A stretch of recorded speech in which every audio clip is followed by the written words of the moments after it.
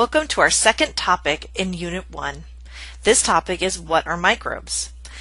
I know we briefly discussed these in the previous chapter, and we're going to be spending 3 chapters on each of these, but it's important at the heart of Chapter 1 to get this information down so that we can review it again and move all this material from short-term to long-term memory.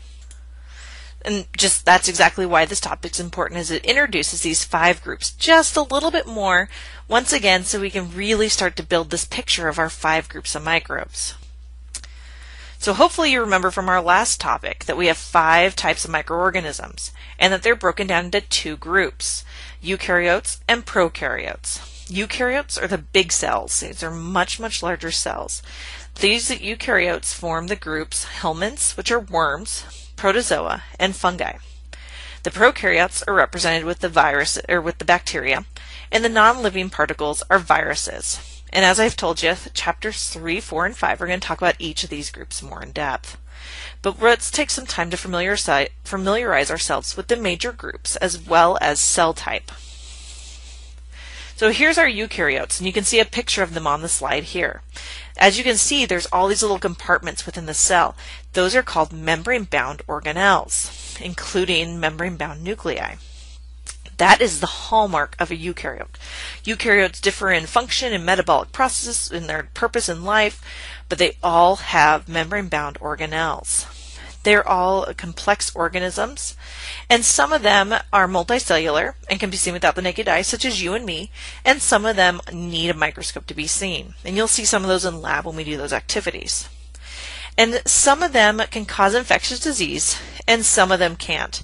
One of the big things to note about eukaryotes that cause infectious disease, because their cells are so similar to ours, they're much harder to treat.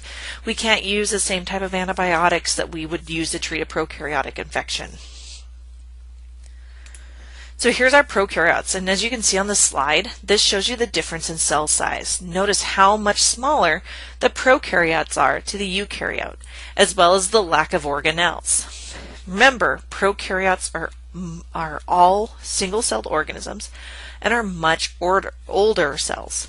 However, don't think that they don't contain anything just because they don't contain nuclei, or because they don't have a nucleus.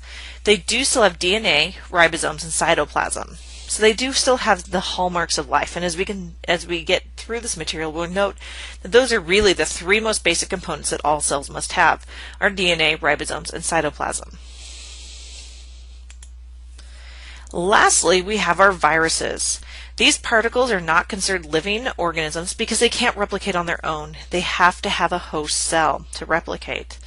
So this is why they're considered partially living cells. They're the smallest of the infectious agents. They're significantly smaller. If you look back to this 4th slide, you'll see a size comparison between the cells so you can get an idea of just how much smaller viruses are. They also have only 2 main components to them. They have a protein coat, which is the one you can see in the picture with all the spikes coming out of it.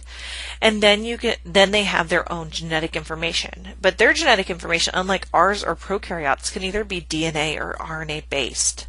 So it's a very different idea. And as I said, we're going to spend chapter 5 talking about these viruses a little bit more.